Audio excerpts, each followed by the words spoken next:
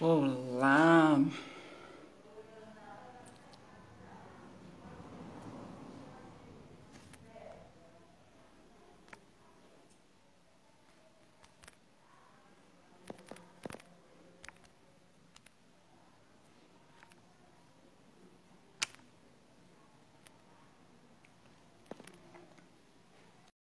Boa tarde. Boa tarde. Ah, nosso querido Gerson já está aqui, já até mandei convite para ele. Oi, Rose, oi, Léo. Quem mais está aqui? Eliette, Maria Lúcia, olá, gente. Boa tarde. Que bom ter vocês aqui no bate-papo, Miriam.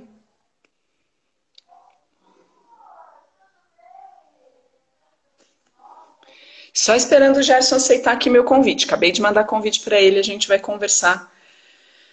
Eu estudei, li o currículo do Gerson e olha, eu vou falar para vocês, acho que ele tem bastante coisa para acrescentar aí nessa conversa. E na aula de quinta também, não sei se vocês viram, o Gerson vai dar uma aula super bacana na quinta-feira sobre yoga inclusivo. Mesmo horário, tá, gente? Não percam. Boa tarde, Miriam. Oi, Andréia, Roberta. Vou enviar de novo a solicitação para o Gerson aqui, porque eu vi que ele está aqui online. Ah, ele está tentando entrar. Tá.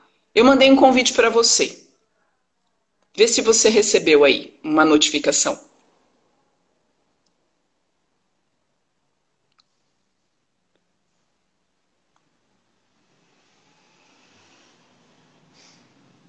Eugênia. Apareceu para você, Gerson, alguma coisa assim, solicitar participação? Se apareceu, você pode clicar. Ou se não, sai e entra de novo, e aí vai aparecer essa mensagem de solicitar participação. E aí você manda para mim. Porque eu mandei para você, mas acho que você ou não recebeu. A Malu, querida, minha amiga, entrou. Oi, Malu. Ó, já vi que tem alunos do Gerson aqui. Eliette foi aluno dele, isso. Cadê a solicitação do Gerson, gente?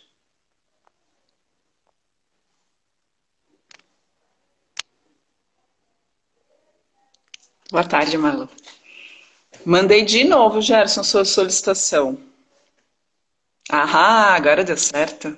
Oi, Gerson. Você me ouve? Olá, eu te ouço, você me Ah, ouve? ótimo. Eu tô te ouvindo super bem também. Tá. É que eu estava tentando Ah, entrar pelo computador, mas eu acho que o Instagram a gente não consegue entrar assim pelo eu acho computador, que né? não. Então, eu até precisava perguntar isso para uma pessoa mais entendida, mas eu tentei também. Eu acho que não são todos os computadores que conseguem fazer isso. É, eu acho que é É, só com celular. Eu só não no consegui pelo celular. computador, eu liguei no celular e consegui. Acho que Deixa eu tablet só também acender a luz funciona aqui. legal. Fica à vontade.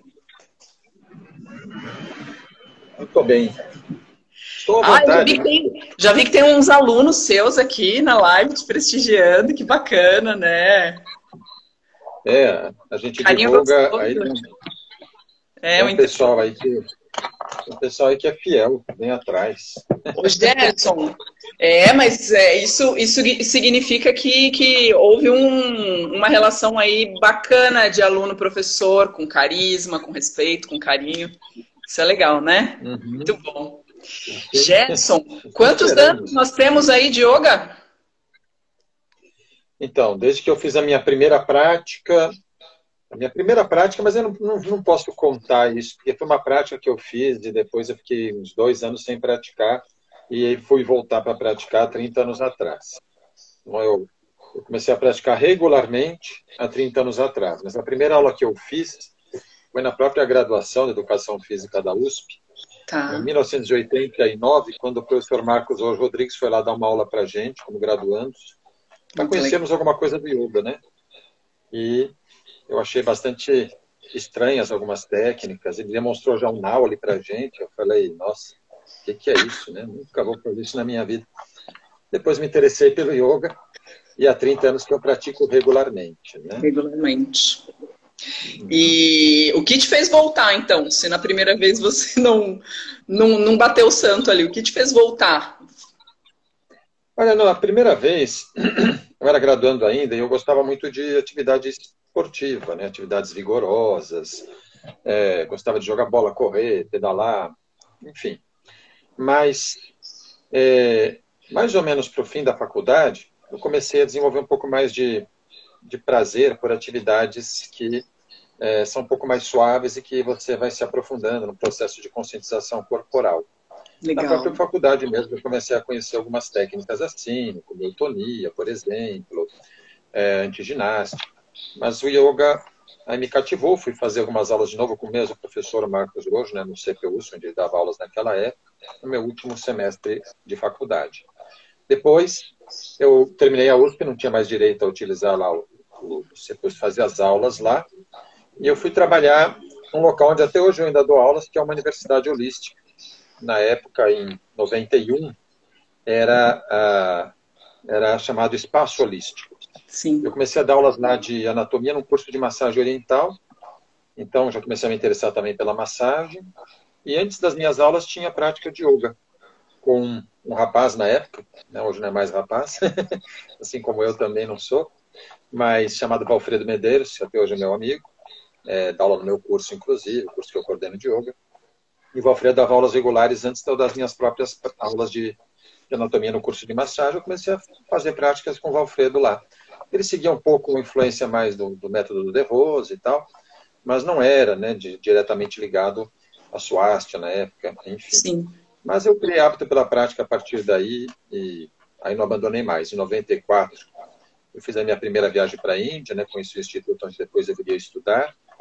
E depois, a partir de 95, eu comecei a dar aulas. Então, de aulas de yoga, já temos aí um histórico também de mais de 25 anos. Como professor de yoga, né? Não como praticante só. Não como praticante. Quando você se tornou professor de yoga, quando você teve esse ímpeto aí de fazer a formação e tudo mais, a educação física ficou um pouquinho de lado ou não? Então, na verdade, o que me atraiu para o yoga foi a própria prática corporal num primeiro momento, né? Sim. Eu nem tinha muito interesse por essa coisa de meditação, tá? Mas eu comecei a trabalhar em 91 já, quando eu estava no meu último ano de faculdade, comecei já a estagiar em instituições que oferecem serviços educacionais para públicos especiais, principalmente pessoas com deficiências cognitivas, deficiências fisicomotoras e também múltiplas. Inclusive, eu fiquei 10 anos, por exemplo, dando aula na AACD, né, daqui de São Paulo. Que legal. Só que eu dava aula de educação física adaptada, né, nesses locais. E aí o interesse pelo yoga ganhou mais força, porque eu percebia que o trabalho com as práticas convencionais era bastante limitado. A gente tinha que abrir novas perspectivas, né, de trabalho com as pessoas que têm necessidades especiais. Sim. E então o interesse pelo yoga ficou mais forte e eu resolvi, como eu te disse, em 94 ir para a Índia, mais para conhecer, né, a própria Índia, a cultura deles, e escolas de yoga, ashrams. Em 98 eu voltei lá para estudar mesmo, né, para estudar nesse instituto de Kaivalya-dhamma, cuja orientação até hoje eu sigo e com quem até hoje nós mantemos contato. Legal. Agora, durante esse tempo todo eu continuei dando aula de educação física, esse período que eu estou falando, né, década de 90, educação física adaptada. Tá? Na primeira década desse século, que a gente já está vivendo, né, década de 2000, eu larguei a educação física e continuei trabalhando com massagem e yoga e algumas práticas corporais, né, complementares, cheguei a dar aula de alongamento, continuei dando aula em academia, né, clube, mas eu fui aos poucos ficando só com yoga, né? Um tempo eu parei a massagem também, né, e fiquei só como professor de yoga. E a partir de 2003, coordenando cursos, né, de formação. De formação, né, na universidade, inclusive, né? Ô, Gerson, e como é que foi? Conta um pouquinho da tua experiência lá na Índia. A primeira vez você foi, mas foi meio turista, não? Sim, a primeira vez, em 94, eu guardei dinheiro durante alguns anos, né, trabalhando para poder largar tudo e rodar um pouco pelo mundo. Então, não fui só para a Índia, né? Eu Ah, passei foi o para ano de vários 94 lugares. inteiro, o ano de 94 inteiro eu passei fora do país. Eu primeiro fui para a Europa, depois para o Oriente Médio. Eu fiquei, inclusive, morando um tempo em Israel, num kibbutz, né? Olha, que legal. Fui para o Egito. E depois, saindo do Oriente Médio, aí eu fui para a Tailândia e da Tailândia para a Índia. E passei o fim do ano na Índia, né? A partir de setembro até o Natal, né? Que eu só fiquei na Índia, 3 meses Ficou na Índia. bastante, ficou bastante. Sim. E conheci bastante mais o norte da Índia e fui visitar Kaivalya que era um dos meus objetivos. Kaivalya é esse instituto onde o próprio professor Marcos Rodrigues estudou, onde antes dele, a professora dele, que também era da Educação Física da USP, a Inês, né, estudou, foi a primeira pessoa do Brasil, a primeira mulher também a estudar lá em Kaivalya. Aliás, essa história é muito interessante, né, porque foi graças a Inês que Kaivalya abriu turmas femininas. Olha que legal. Não tinha cursos, turmas para homens, tá? E a Inês fez todos os trâmites para se matricular no curso lá, colocando o sobrenome na frente do nome, como é praxe no meio acadêmico, né? Romeu, vírgula, Inês, né? Que inteligente. Entendiam que era um tal de Romeu que ia estudar lá. E aí, quando descobriram que era ela, né? Ficaram relutando em aceitar. Ela falou, não, eu estou indo estudar aí, não aceito um não como resposta, com a matrícula feita. Que mulher forte. E eles abriram, graças a ela, a primeira turma feminina, né? Que legal! Até porque eles não concebiam colocar uma mulher no meio de um bando de homens, né, para estudar yoga. Então eles tiveram que abrir uma turma feminina. Nossa, agora que eu pensei isso, realmente, ela ficou sozinha no meio de um monte de homens. Não. Eles abriram a primeira turma feminina com ela, né? E abriram a primeira turma. Tá, falei, nossa. Eles convidaram várias mulheres que, às vezes, já estavam mais próximas, inclusive esposa de professor de lá, de aluno matriculado. Olha só. Para formar essa primeira turma feminina. Pioneira, ela, que legal. Pioneira. Isso em 1966, então, um ano ainda antes de eu nascer. Olha. Que demais. E ela que te apresentou, então, Na verdade, quem me apresentou foi o Marcos. Né? O Marcos era aluno dela.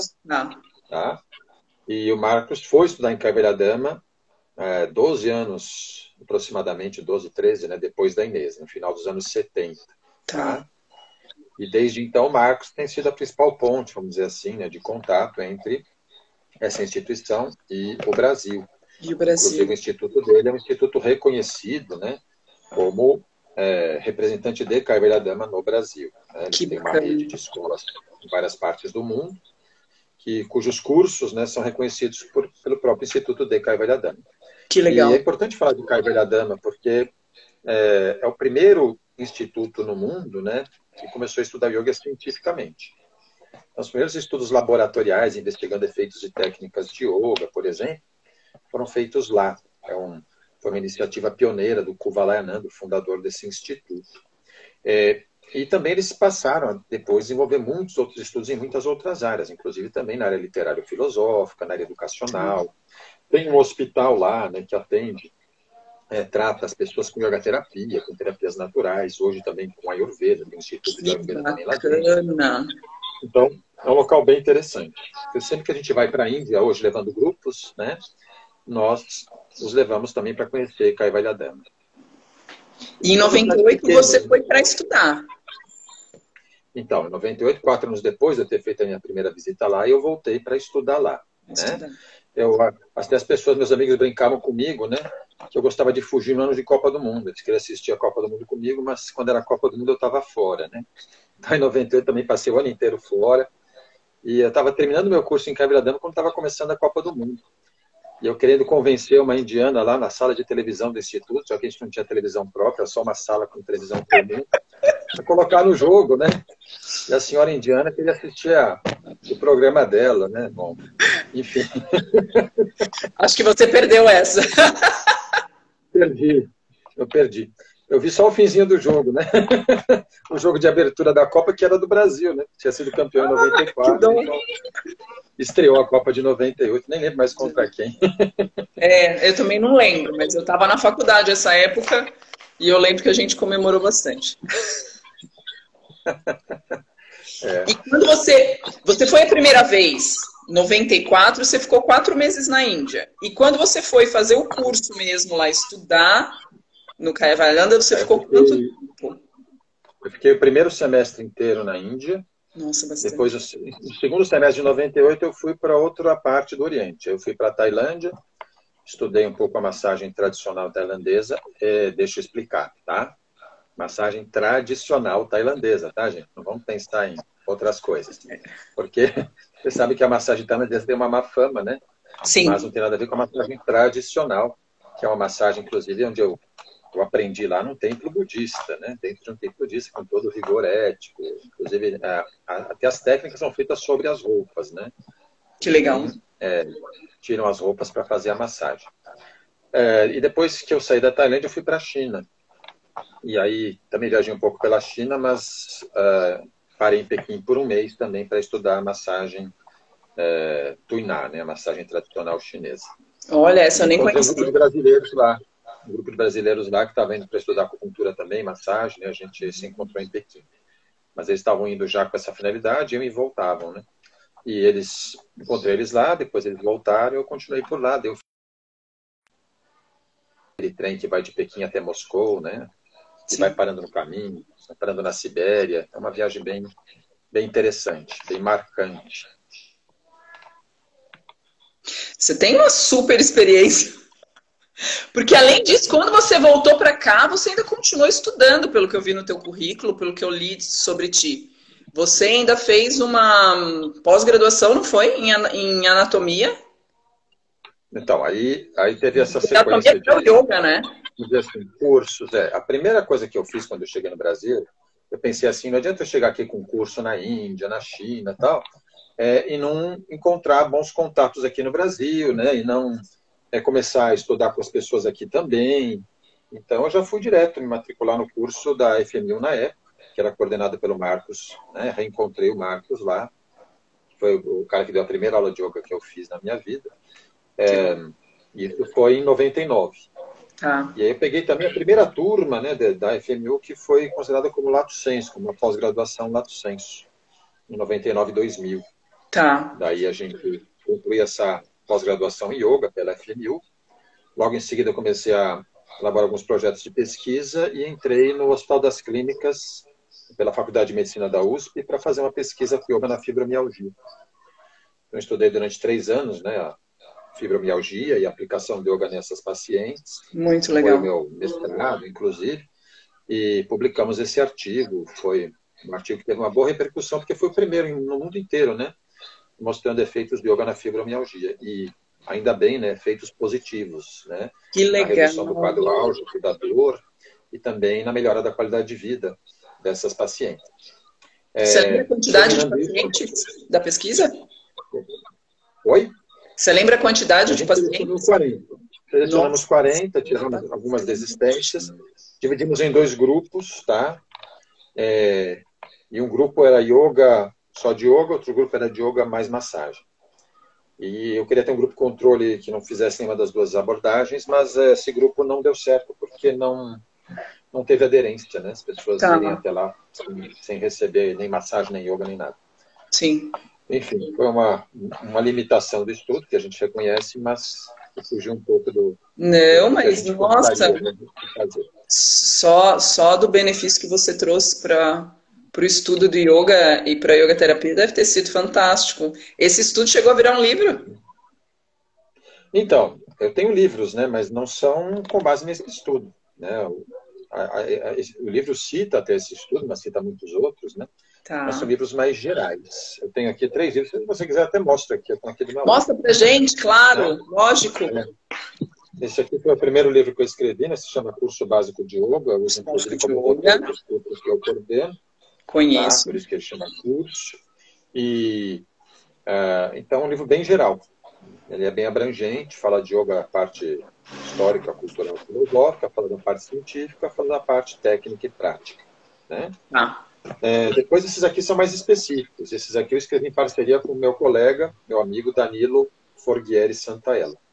O Danilo ele sim, um grande estudioso científico do yoga, né, que foi muito mais longe do que eu, né, nesse tipo de estudo científico, né, propôs projetos que foram bastante complexos, né, inclusive na proposta que tiveram de avaliação, trabalhou com variabilidade da frequência cardíaca, ressonância magnética, um monte de coisas assim, né? E o Danilo legal. fez, então, depois ainda do seu mestrado, um doutorado, 2 pós-doutorados, tudo investigando o yoga, né, cientificamente. Que bacana. Então, foi legal poder contar com a parceria dele. A gente ainda hoje, né, trabalha junto, nos vemos toda semana, mas para escrever esses livros também. Que Então, esses livros são de legal. anatomia e fisiologia aplicados ao Hatha Yoga, tá? São 2 São volumes, né? livros. A gente tem na mente a ideia de escrever um terceiro volume, mas esse Olha que terceiro legal. volume ficou só na ideia, por enquanto, tá? Poxa, Seria a vamos parte ativar essa ideia. neuro. A gente não está mais conseguindo tempo, é impressionante. Só de responder o WhatsApp, e-mail e Messenger já ocupa todo o meu tempo livre agora. A internet anda roubando o nosso tempo, essa é a verdade. É impressionante. Mas, enfim. Mas, por favor. Mas, enfim. A gente tem muitos livros de anatomia e fisiologia aplicada ao yoga, mas são todos eles estrangeiros traduzidos para o português, né? Todos E esses estrangeiros. aqui são livros, os genuínos brasileiros, né? Muito legal. Da legal. parte do sistema locomotor, tá? Tá. Então fala de ossos, músculos, articulações. Excelente para professores. Isso. Esse aqui é da parte de cardiorrespiratório. É, inclusive, uma parte que muitos outros livros de anatomia do yoga acabam deixando para segundo plano, né? Enfatiza muito o sistema locomotor, enfatiza muito asanas. Sim. A gente aqui fala de outros sistemas, né? Dos efeitos do yoga na condição cardiorrespiratória, e não fala só de asana, fala de banda, de mudra, de kriya, de pranayama, de meditação, tudo isso. Super rico, que legal. Você, hoje, eu vi que você tem, e até que você já até, né, falou isso, você tem um trabalho muito forte com um yoga inclusivo. Que até que vai ser uma aula de quinta-feira que o pessoal não pode perder. Mas essa vontade de trabalhar com yoga inclusivo não, com atividade física, começou também por essa área para você, né? Você se interessou em trazer mobilidade, em adaptar as pessoas, em trazer consciência corporal. E isso no yoga a gente tem bastante, né? Exato. A gente tem o yoga um potencial enorme. Mas, infelizmente, o que eu vejo é que, no nosso meio, esse potencial, às vezes, é muito pouco explorado, no sentido, eu diria, social. O yoga continua sendo uma prática predominantemente elitista no Brasil. Infelizmente. Então, exige um público que tenha condições financeiras de arcar com os custos das aulas de yoga, exige um público que, às vezes, tenha condições físicas para fazer certas sequências, né, que a gente entende que são sequências idealizadas. Se você não conseguir fazer, você não é um bom praticante. E o meu interesse em yoga sempre foi explorar esse aspecto dele adaptável, ou seja, entender que as técnicas são feitas para as pessoas, né, não as pessoas para as técnicas, ou seja, não conhecendo o público com o qual estou trabalhando, eu vou modificar, adequar as técnicas para aquelas pessoas, para que elas possam se beneficiar dessas práticas, Sim. mesmo tendo muitas, podemos dizer, em muitos aspectos, limitações. Sim. Até porque nós também temos, né, nossas limitações e temos que também saber adequar todos as práticas a essas limitações.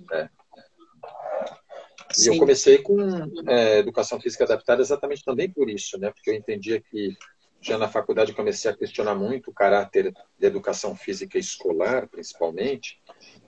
Infelizmente, eu não estou mais em contato, então não sei se mudou alguma coisa na área, estou desatualizado. Mas no período em que eu venho, a educação física escolar era muito focada na atividade competitiva, né?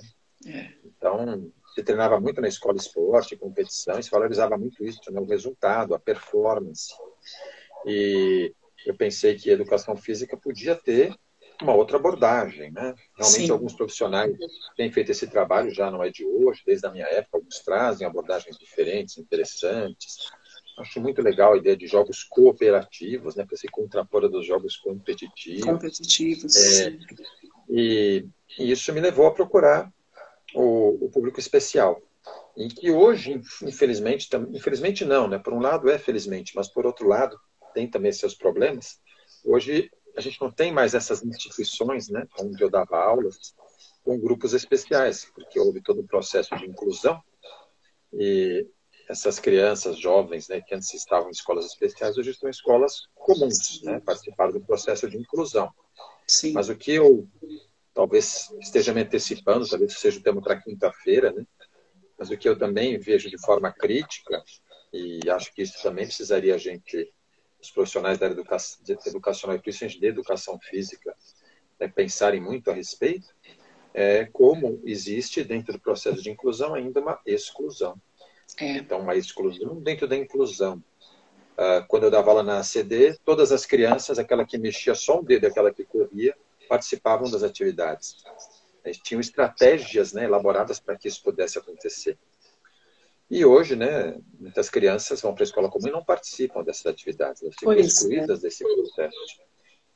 Então, ela está ali na escola, mas não está podendo participar de tudo que a escola oferece, porque ela tem uma deficiência.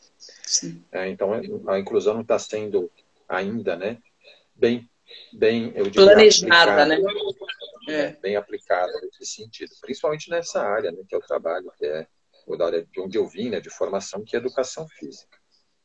Você chegou a trabalhar, Gerson, com essa parte de yoga na educação, na escola? Então, eu sempre tive vontade, né, de oferecer yoga também para jovens, principalmente para jovens. Para crianças, eu acho que não tem muito jeito. É curioso, porque eu dava aula para crianças, né, na ACD, tá? Eu cheguei a dar aula para crianças em escola também. A escola de educação infantil onde meu filho estudava, eu conseguia dar aulas lá, de educação física também, numa escola de educação infantil, mas a contrapartida era poder ver meu filho lá. Mas, enfim. Delícia, né? Mas eu sinto que eu não tenho muita ascendência sobre as crianças, né? Eles deitam e rolam em cima de mim, então a coisa acaba não acontecendo do jeito que deveria ser. Mas na própria ACD, quando eu dava aula de yoga, eu levei um projeto para lá, depois que eu comecei a trabalhar na ACD em 91, né? Eu saí de lá em 2000. Mas parei 2 anos, né? 94, 98. Saía, depois voltava para lá, era recontratado. E quando eu voltei em 99, aí eu consegui implantar 2 projetos lá. Um projeto de yoga, né, lá dentro, e um projeto de massagem também lá dentro. Bacana. Com as pessoas com deficiência. Tá? Mas eu fiquei pouco tempo com esses projetos lá em vigor. Depois eu fui para um outro centro de reabilitação, chamado Grau, ficava na época no Paraíso.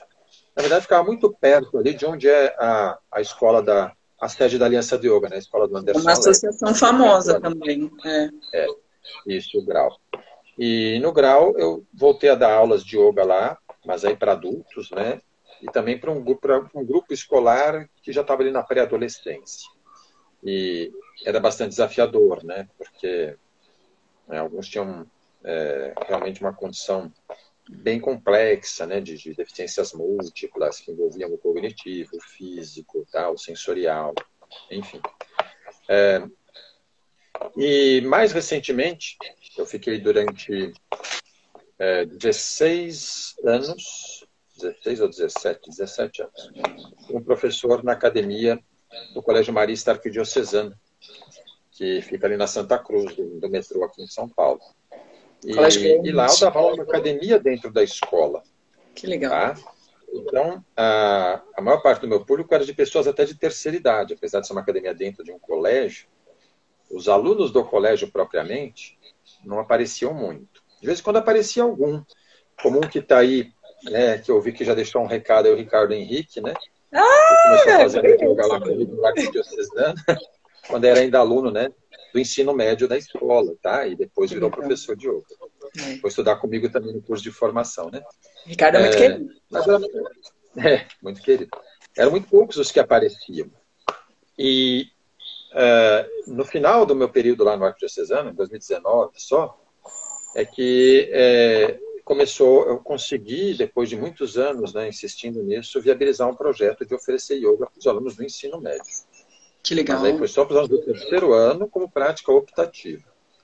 Então, dentro do que eles podiam escolher uma prática na academia como opção à aula de educação física. Tá bom. Então, eles podiam escolher, tinha musculação, aeróbica, pilates, yoga, né? Alguns escolheram yoga, iam fazer yoga comigo lá.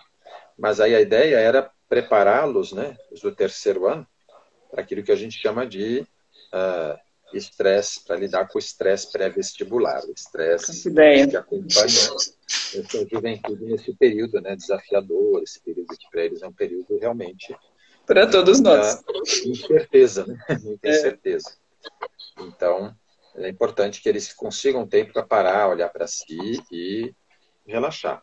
Eu até comentava com eles que a minha experiência como vestibulando, que foi lá, né, no meados dos anos 80, foi FUVEST. Assim, né? FUVEST. Eu cheguei muito bem preparado para a prova, do ponto de vista acadêmico.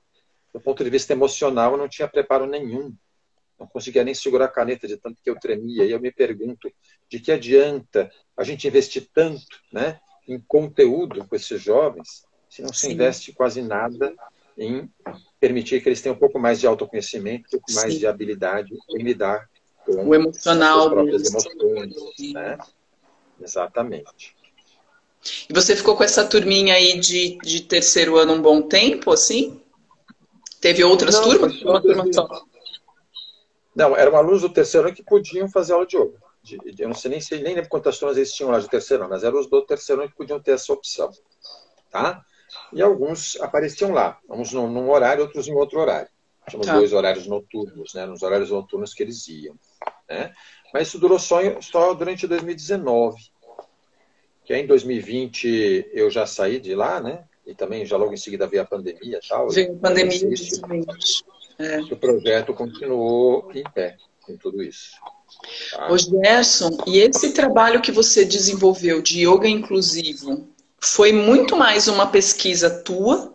Ou você achou conteúdos de yoga sobre o assunto? Você conseguiu achar material além do teu estudo? Ou não? Foi muito mais um trabalho teu ali de pesquisa nessa área? Tem muitas iniciativas, né, mundo afora, com a yoga sendo aplicado para grupos, vamos dizer assim, grupos especiais. Tá. Só que a ideia de inclusão ela vai além, né, de você aplicar yoga a grupos especiais. Na verdade, até a ideia de que essas pessoas, né, com necessidades especiais possam ser incluídas em práticas regulares com outras pessoas e, dentro do possível, né, sempre haverá dificuldades, limitações, a gente entende isso, mas dentro do possível, né, a ideia é que eu possa estar dando aula para um grupo heterogêneo e se tiver naquele grupo uma pessoa com uma deficiência visual, né, com uma deficiência física, que eu tenha a habilidade para conseguir viabilizar a prática para ela. As próprias pessoas, de uma forma geral, selecionam as atividades. Então, uma pessoa que tem um grau de comprometimento, por exemplo, físico-motor mais severo, ela nem vai realmente procurar uma aula de yoga com um grupo heterogêneo. Se for procurar alguma coisa, provavelmente ela vai querer alguma coisa individualizada. Particular, né? Então, normalmente, aqueles que já procuram, porque já se sentem, né, em condições de tentar acompanhar uma aula assim. E aí eu acho que o professor tem que encontrar meios, né? A gente, às vezes, tem uma tendência muito cômoda e rígida de colocar empecilhos. Sim. Então, eu me lembro uma vez nessa mesma academia que eu dava lá dentro do Arquidiocesano, apareceu uma aluna que tinha aula comigo no grupo dela, um grupo de pessoas com deficiência visual, para os quais eu dava aulas, chamado Grupo Terra. Mas aí uma aluna do Grupo Terra apareceu na academia para fazer aula com o grupo que fazia aula regularmente lá. Que ela tinha deficiência visual completa, né? Ela não conseguia enxergar absolutamente nada. Nada. E aí a moça da recepção, foi lá me chamar e falou, Gerson, a fulana está aí, você... O que eu falo para ela? Ela quer fazer aula. Manda ela entrar. Ah, mas você acha que dá para fazer? Manda ela entrar. O que eu acho é que a gente tem que abrir essa possibilidade. Tá? E aí, eu me lembrei que naquele dia eu tinha me programado para dar no início da aula a sequência de saudação ao sol. Só que eu faço o Surya Namaskar, né, com os meus alunos, diferente do que às vezes a gente vê nas práticas mais dinâmicas de yoga, né, que são várias sequências. A gente faz uma, duas vezes, mas faz bem lento, né, parando até um pouco nas posturas. Então eu fui demonstrar o Surya Namaskar, mas aí tinha ela chegando no grupo. Não adiantava eu demonstrar para ela e ela não poder ver. Sim. Do mesmo modo, escrever o Surya Namaskar com precisão para quem não pode ver acho que é muito difícil. Então eu tive a ideia de pedir para ela ficar junto comigo enquanto eu demonstrava para os outros. Ela ia me palpando, né, na demonstração.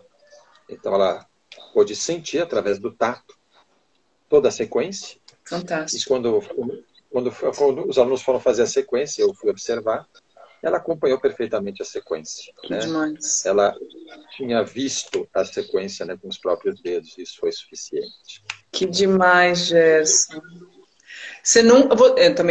Eu não vi isso lá em todas as informações que eu li sobre ti. Você já chegou a montar um curso para ensinar professores a lidar com pessoas especiais?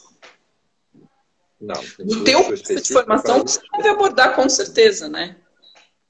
Tem aulas. No curso de formação, a gente tem as aulas que eu chamo de YC, né, uma sigla que eu uso, Yoga em Condições Especiais. Então, aí tem aula para criança, mas você acha que quase todo curso vai ter, né? Alguém que dá aula para criança, aula para idoso, aula para gestante, e aula para pessoas com essas deficiências, né? Físico-motora, cognitiva e sensoriais. Né? Sensoriais, basicamente, a auditiva e a visual. A auditiva é um pouco mais, eu diria, para mim, né, um pouco mais fora da minha experiência, porque eu nunca trabalhei com grupos específicos de deficiente auditivo. Eu só tive alguns deficientes auditivos fazendo aulas comigo. Mas outros grupos todos eu já tive, né, grupos específicos de pessoas com deficiência físico-motora, cognitiva, visual. Tá? Inclusive, antes da pandemia, o que eu tinha um projeto que eu coordenava. Eu envolvia nesse projeto colegas professores, muitos deles, né, inclusive, formados comigo, e os alunos, né, do curso como estagiários. E esse projeto se chama Yoga Solidário. Então, a gente levava yoga para várias instituições, para vários lugares, onde a gente atende públicos os mais distintos. Que demais. Os últimos lugares que estávamos atendendo antes, né, dessa paralisação que houve no ano passado, agora já vai dar um ano praticamente. Mas os últimos lugares que a gente estava oferecendo essas aulas eram na PABEX, com pessoas com deficiência cognitiva, tinha muitos com síndrome de Down, né, dentre outras características. Tá? No abrigo, ou centro de acolhida na região ali da Ponte Pequena, ou da Estação Armênia do metrô, que a gente fala hoje, né? Sim. Com moradores de rua, né, com pessoas sem teto, que ficam naquele centro de acolhida. Então, ali também dava aulas. Tá? Aí tinha os colegas parceiros que davam aulas para crianças com câncer no GRAAC, né? Para pessoas das comunidades, né, do Alto da Lapa, do Rio Pequeno. A gente chegou a atender também dentro desse projeto, por anos, aí, a comunidade de Heliópolis, chegou a atender asilos, né, casas de repouso, como a Donai. A Donai deu aula durante 5 anos lá, né, para os idosos institucionalizados. Também o Alexandre Danude, que é um outro asilo na região da Vila Mascote. Enfim, foram muitos lugares onde essas práticas foram sendo levadas para as pessoas terem acesso. Isso que eu chamo de yoga inclusivo, né? Ou seja, se não houvesse iniciativas como essas pessoas que tanto tenham se beneficiado da prática do yoga não teriam acesso ao yoga. De forma alguma. De forma alguma. E com tudo projeto teu, né? Tudo teu e de parceiros, né? Que você teve esses projetos. Eu liderei esse projeto Yoga Solidário e contei com muita gente me ajudando, né? Muita gente, né? E Gerson, para o pessoal que está assistindo ter uma ideia assim da receptividade desses grupos com o yoga. Eles se encantam, eles se manifestam de maneira diferente, eles se expressam, você vê mudanças muito significativas, assim, o que te tocou bastante em trabalhar? Então, às vezes, quando você pensa assim na questão da empolgação, né, que acho que foi até uma palavra que você usou primeiro, em muitos lugares não é muito grande, não, né? O Então, por encantamento, exemplo, né? Eu falei encantamento, encantamento. Por exemplo, no abrigo com moradores de rua, muitos que não conhecem não, ficam meio desconfiados, né? Acham Sim. estranha essa prática. E aí, o que tinha lá? Tinha uma norma interna que as atividades que são oferecidas lá dentro têm que ser feitas por quem está lá dentro naquele horário. Tá? Ah, tá. Então, acabava sendo uma coisa compulsória. Tá, E aí, mas é entendi. interessante perceber que às vezes chegavam na aula com uma cara meio de má vontade, alguns, né? Estavam meio obrigados, mas com o tempo muitos começaram a se interessar e começaram a gostar da prática. Tá? Talvez sentirem no próprio corpo, né, na própria condição mental, né, algum efeito. Mas também tem uma questão tua ali, né? De ter carisma com essas pessoas, de ter simpatia, tem toda essa questão também de ser humano ali, né, atuando. E também depende dos estagiários que a gente leva, né? Quando Sim. aparecia estagiária bonita, a adesão era grande, era maior.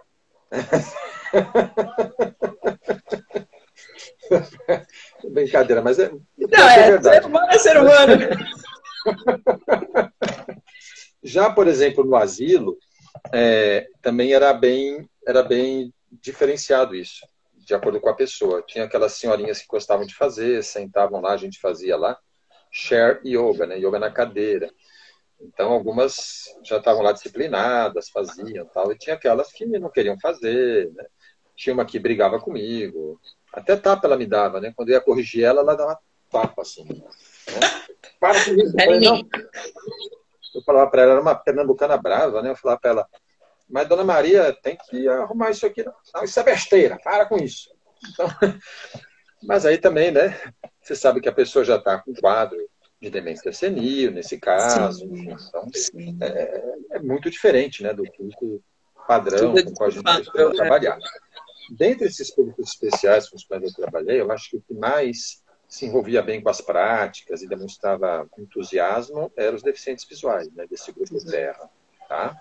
Porque o deficiente visual, ele, de certa forma, ele só tem uma via de percepção, né, comprometida, mas ele entende totalmente os comandos, ele tem o corpo em condições funcionais como a gente, enfim. Sim. Então, para eles, e a gente, muitas práticas, a gente até pede para fechar os olhos, né?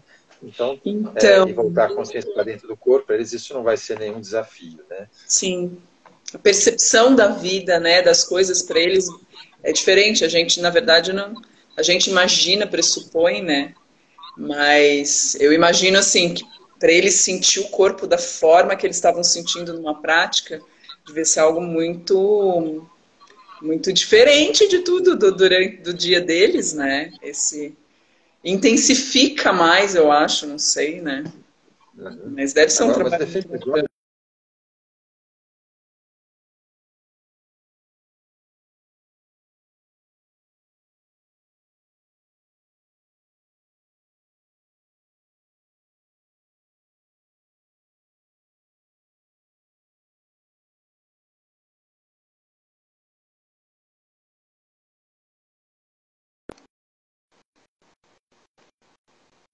para se orientar espacialmente, por exemplo. Sim. Gerson, eu achei, né? Eu não sei se o povo aí também, ó, quem quiser fazer pergunta para o Gerson, fica à vontade, não deixa só eu perguntando aqui, senão eu vou, hein?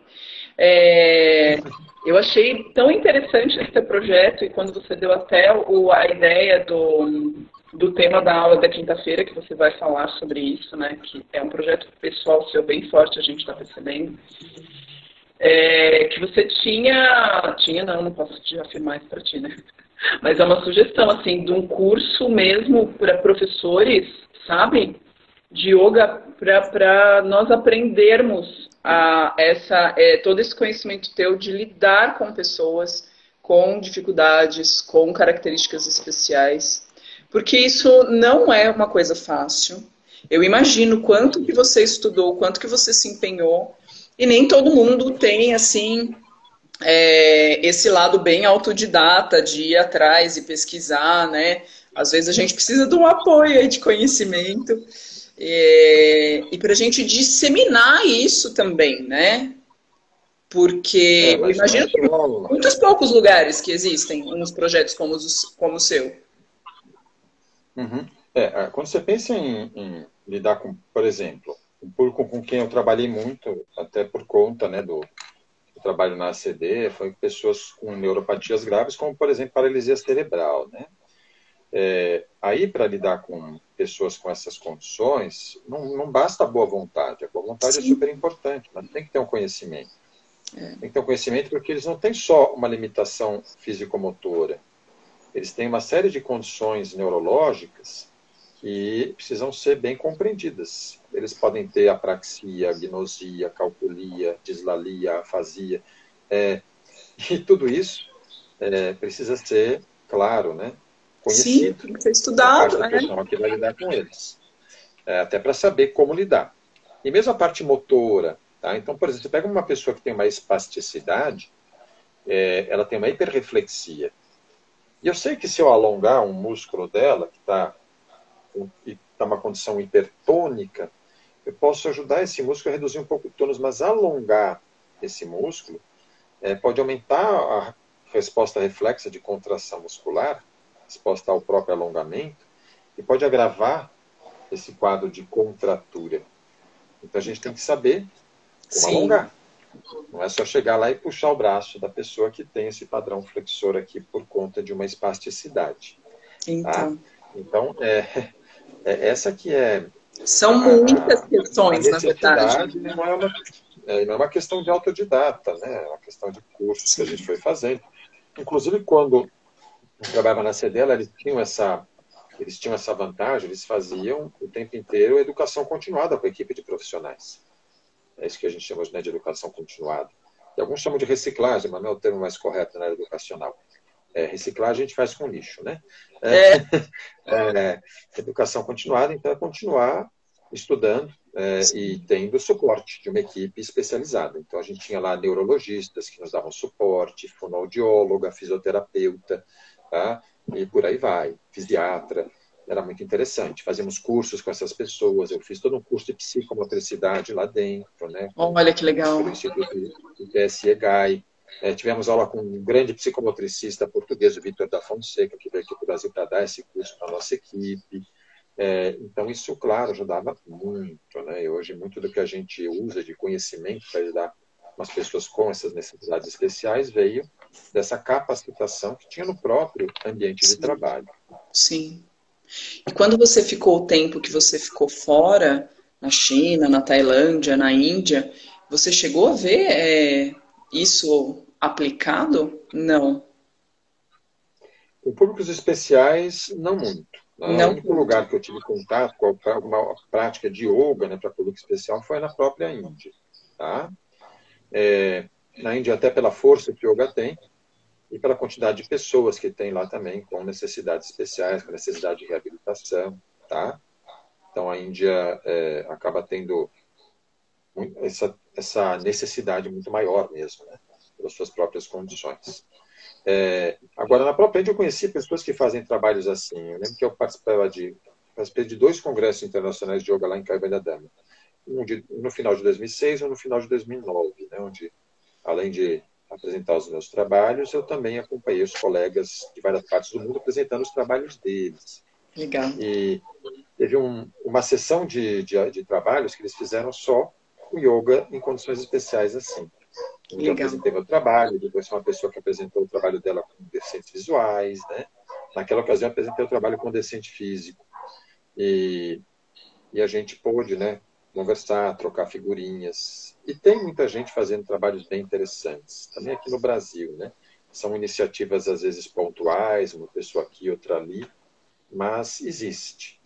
O que eu acho é que, às vezes, eu mesmo peco e não criar uma rede, né, de contato com esses profissionais para a gente começar, de repente, até discutir essa questão do yoga inclusivo, enfim. Eu Sim. acho que a gente precisaria abrir mais esse caminho, essa perspectiva.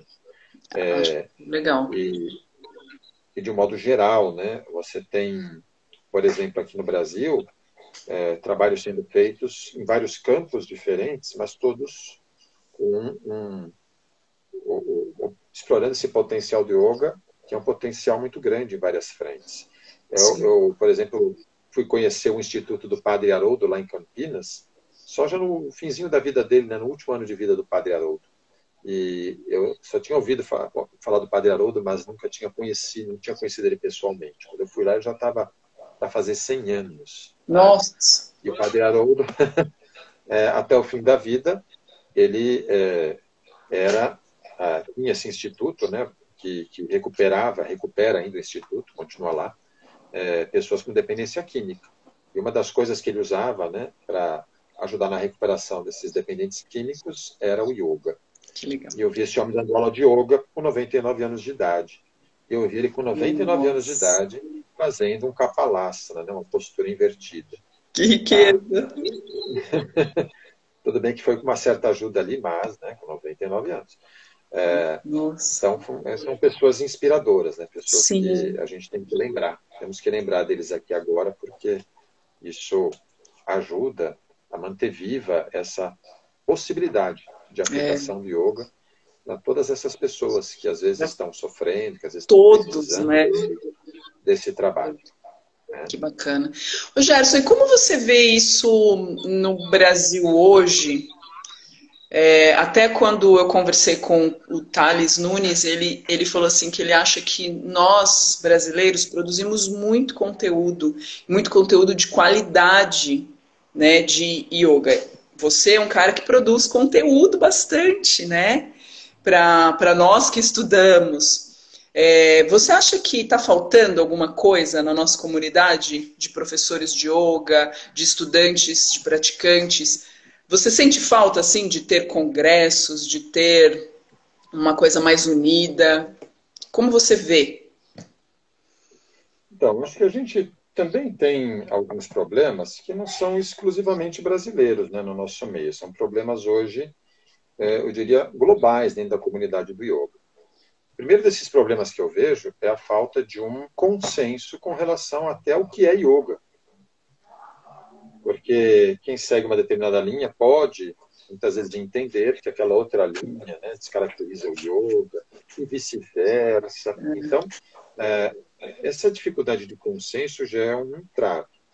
Você fala em unir uma comunidade, talvez um primeiro passo seria, né, tentar encontrar um consenso maior. Mas uma aceitação, né? Pode ser também difícil isso, porque eu mesmo, gente, eu não vou dizer aqui, ficar citando nomes, mas tem correntes de yoga que eu falo, mas, gente, do meu ponto de vista, isso não é yoga, tá? Porque o yoga sempre teve, ao longo da sua história, múltiplas correntes, da natureza do yoga. Então, sempre que você tem pessoas com necessidades diferentes, personalidades diferentes, ela vai precisar também de um método, né, que esteja mais adequado a essas características dela. Sim. Mas daí a gente achar que toda e qualquer coisa que se propõe possa ser chamada de yoga, é uma diferença muito grande. Então, o que realmente é yoga? Eu gosto de fazer essa comparação, e vou fazer de novo essa mesma comparação agora aqui. Eu comparo com vinhos nas minhas aulas, tá? Então, eu dizer que só o vinho que eu tomo é bom, que é o único vinho que presta, é claro que é uma coisa bastante arrogante, né? Então, outros vinhos todos feitos em todas as partes do mundo não prestam, só o meu. Claro que não. Claro que tem muitos vinhos bons. Mas, a partir do princípio de que você tem muitos vinhos bons, que você pode fazer vinhos novos, evoluir nesse estudo do vinho, na enologia, é diferente de você começar a colocar o rótulo de vinho em qualquer coisa. Sim. Então, tem lá suco de uva, você coloca o rótulo de vinho. Tem vinagre, você coloca o rótulo de vinho. Sim. E assim por diante. Então, claro que o consumidor que vai comprar um vinagre rótulo de vinho, vai se sentir lesado e vai recorrer aos direitos dele, se isso acontecer. Mas o curioso é que no yoga isso não acontece. Por que não acontece? Né? Porque a gente, de certa maneira, aceita que essa diversidade dentro do yoga é natural, e ao aceitar que isso é natural, a gente acaba aceitando também a descaracterização do yoga em vários sentidos. Sim. Então, seria necessário, talvez, uma discussão mais aprofundada no meio, né, entre lideranças, para tentar encontrar algum consenso. Isso é difícil, porque eu já vi isso também tentando ser feito na Índia, em congresso, e também as pessoas não chegando a consenso. Não tá? consenso.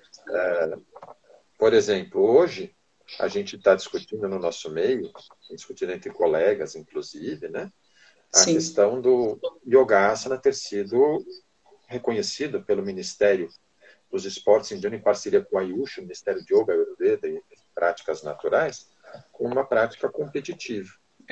E aí também está se gerando uma grande polêmica. Então. Do meu ponto de vista, sim. O que qualifica um asana não é aquilo que você pode mensurar com performance no asana. Pois é. Mas sim o estado, né, interno da pessoa naquele asana. E a própria definição de asana, segundo a maior autoridade literária do Yoga Patanjali, é de uma postura estável, confortável, dominado com o relaxamento do esforço. Então, como é que isso vai ser medido nessa performance?